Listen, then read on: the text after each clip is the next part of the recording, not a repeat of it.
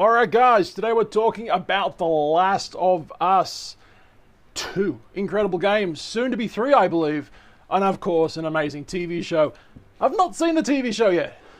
Obviously want to see it. My cat probably wants to see it too, but I wanted to talk about this. There is a real life scenario in which zombies could affect humans. Potentially. It's a real thing. That's an ant. That's an ant, right? Now, getting into that in a second, but there is actually another way that humans could be zombified at some point. If that sounds exciting. Alright, that was corny, I know. But yes, The Last of Us 1 and 2, absolutely great games. I've played the first one twice, actually. One on normal, and the second time hard. Of course, the second time was, well, very goddamn hard. I've only played The Last of Us Part 2 a little bit at a friend's house. I actually don't have a PlayStation 5 at this point. I don't want one, actually, at this point. I want to focus on my career a little bit more than gaming, right? But I've only played a little bit at their house. Hopefully, when I get the PlayStation 5 Pro this year, I'm going to get the chance to play more than maybe an hour of this game, right? But I've seen a lot of what's the word? I've seen a lot of run-throughs, speed runs of the game, so I get to see the maps. I get to see basically Ellie being a goddamn mass-murdering, amazing woman. Yeah? Yeah? Alright. The Last of Us TV show.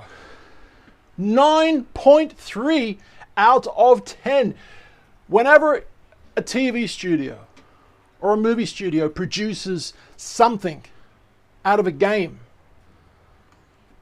9 times out of 10, it's goddamn trash. I don't know why it is what it is. I don't know what it is that's making it trash, but trash. The Uncharted movie with Spider-Man and the other guy, I can't remember either of the names right now, Tom Holland. It was okay, but I didn't really like it that much. I have played all of the Uncharted games. Of course, once again, Naughty Dog, right? The producers, the game creators of The Last of Us. Joel and Ellie. Now, who hasn't had a fantasy or two about Joel and Ellie? Or just Ellie? Or just Joel, depending who you are. Who hasn't? Who? So obviously Pedro Pascal is playing the role of Joel. And this talented actress, I don't know her name, she's playing the role of Ellie. Now look, I have not seen the show, as you guys know. I'm sure she's an amazing actress. I'm sure she's obviously a beautiful actress. But in my opinion, from the perspective of someone who hasn't seen the show yet, I don't feel like she was cast right. That's just my initial feelings.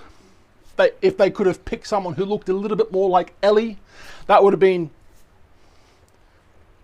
real nice. Real nice.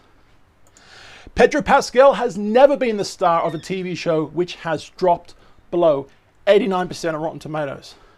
Unbelievable. As an actor, you could only dream to have something like that happen to your career. You could only dream. Most actors would give their left testicle to have a rating in most of their shows, in all their shows or movies. Like that. Unheard of. He's the only actor. 89 or above. Pedro Pascal's incredible Rotten Tomatoes streak continues with The Last of Us. HBO. Home box office.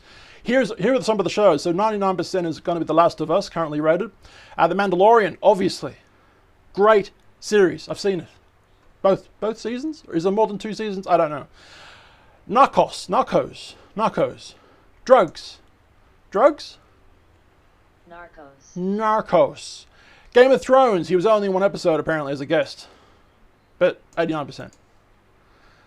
There you go. The guy's obviously on a freaking home run when it comes to acting choices and scripts that he's been given.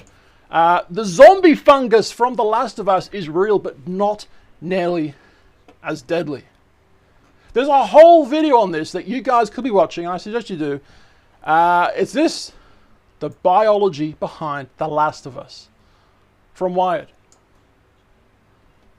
I would like to react to some of this footage right now, but I'm not going to because, you know, YouTube is evil. Demonetization, so I'm not going to be doing that, but go check them out if you want. But basically, to summarize it up, I mean, the zombie fungus that takes over the brain. Fuck me. When I heard about this a couple of days ago, I could not believe it, because I've played The Last of Us 1 twice, 2 an hour or just so. I want to play it at some point, all the way through, but you know, at some point, right? PlayStation Pro, when that comes out. When I heard about this, because I've played the games, right? I never knew that this was an actual thing. I thought this was just some sort of, oh, you know, just some invented zombie outbreak. Cool game. But this is actually based on a real fungus that takes over the brain of certain insects, right? Is that the brain, or is it like the eyes of the ant? It looks like fly eyes, doesn't it? Because flies have all those eyes, right? But I'm guessing it's the brain? Surely not. That's not the brain. I don't know what the fuck that is, but it's... Oh my goodness. There you go. This is the name of the actual thing, if you guys are interested. Let me just play that. Ophiocordyceps. Ophiocordyceps. It's a parasitic fungus that infects ants. Well, I say infects. What I actually mean is that it consumes the ants from the inside out. It replaces their tissue with fungus, controls them like a puppet master. Metallica. Kills them and uses their corpse to launch another wave of spores. Don't breathe the spores. This probably isn't an episode to watch while you're eating. Fucking hell. I'm honestly shocked. I only learned about this a few days ago, like I said, right? Infection. If you would like to know how to infect an ant with this disease, well, you're in luck, because I'm going to show you right now. Gosh, that's so pretty. Oh, wow, pretty. So beautiful. Absolutely beautiful. This is how you infect. This is how you make a zombie ant. There you go. If you sick fucks out there wanted to give it a go, then by all means, make a zombie ant. Make a YouTube video on it. Gosh. There are photos all over the internet. Zombie ant fungus. This is a tremendously terrible thing for ants.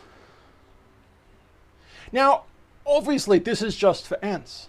This could never happen to humanity. Pfft, nothing like this will ever happen to humanity, right? This is where you're potentially wrong on that situation.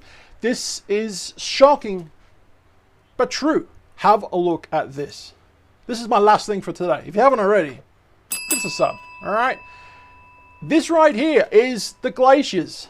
The huge ice blocks of ice. North Pole, South Pole, those regions, right? A lot of them are melting. Every year you're getting these crashed waves. I mean, look at this. Absolutely huge crash waves. Now, scientists are basically drilling, and have been for a long time. They're drilling in these ice capsules to try and, you know, get core samples, right? Don't give me a virus. They're getting core samples inside the ice. They're drilling deep, deep, deep, and they're bringing these core samples out, right? They're finding viruses that are still alive in hibernation. These viruses have been in these glaciers thousands of fucking years, okay? And now that these ice capsules are melting, who's to say what could possibly potentially happen in the future?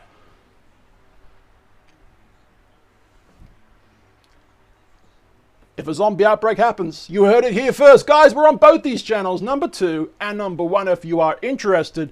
Those social medias at Tallboy Gareth. I've been Tall. My name's Gareth, and my computer screen is still going. Have a look at that.